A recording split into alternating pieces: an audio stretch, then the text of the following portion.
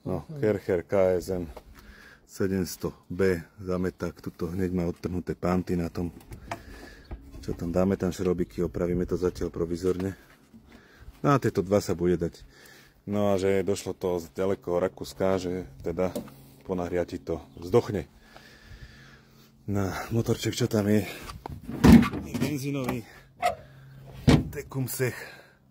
Tieto nemám rád, tie motory, pretože neboli dobré, no. Nevadí, ideme to pozrieť, skúsime to nakopnúť, čo to povie. Remene ešte vyrobené snad za Marie Terézie. Čo, chytí to tam? Filter je aký? No, tak. Zaje, no, zaje. Zaje špinavený.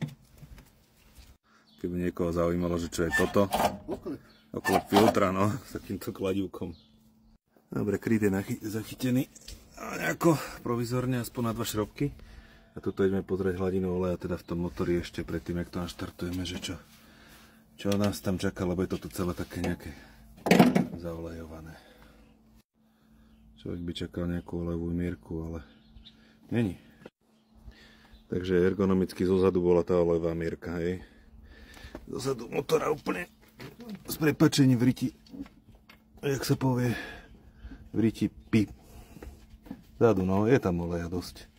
Je to skoro po maximum, no, zaštuplujeme to, ideme to skúsiť nakopnúť. Jo.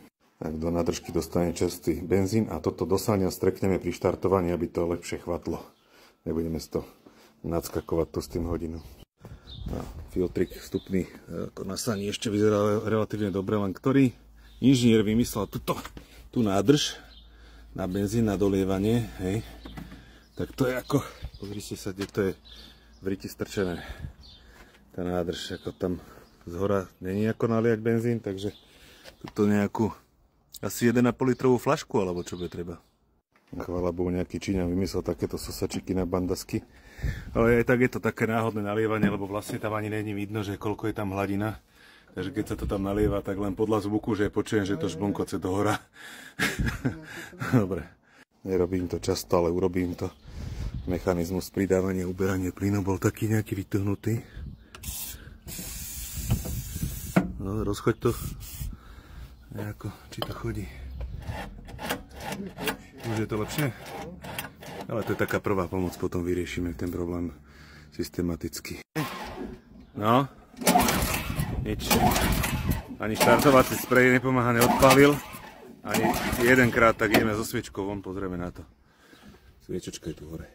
Tak, plížením, plažením a meraním sme zistili, že nám to nechcelo klapnúť kvôli tomuto zhasínacemu obvodu, ktorý je pripojený tu k tomuto spínači. Toto to prerážalo, toto skratovalo, potom ešte toto skratovalo na tom spínači. A nakoniec teda ešte aj sviečka bola na prd, takže dostalo to novú sviečočku. Šil to nakopne. Medzi časom pri štartovaní samozrejme nejaké zranenie muselo nastať. No. Ide, nejde? No, sytič. No, vyskúšaj teraz. Dobre, odpalilo. Vypneme sytič. Nenze, zase.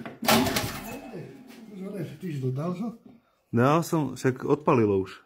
Tak počkaj, dám sytič, no. Je sytič. Dobre. No, beží.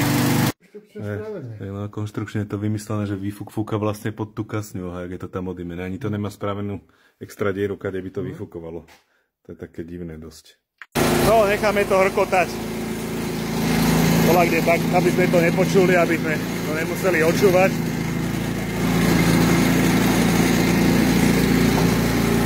Či to zdochne, ale podľa mňa bola na vine len tá sviečka. Ako to beží to proste vrnží to tu už pol hodinu. Si myslím, že to bude dobre.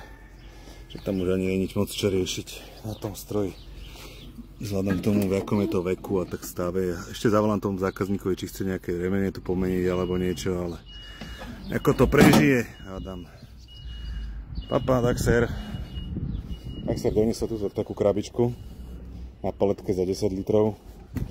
Je stacionárna vapka, to pôjdem budúci týždeň montovať zákazníkovi. Solar booster s elektrickým ohrevom. No tak, aby som to uzavrel, v podstate volal som so zákazníkom, že mašina teda beží a že či by že chcel niečo na tom pozrieť a tak povedal, jasné, prejdete to celé.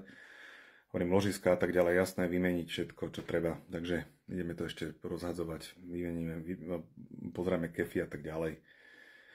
Remene sú síce v roku výroby 5, ale to sú také remene, ktoré vydržia viac ako tie nové remene, takže tie tam nechám.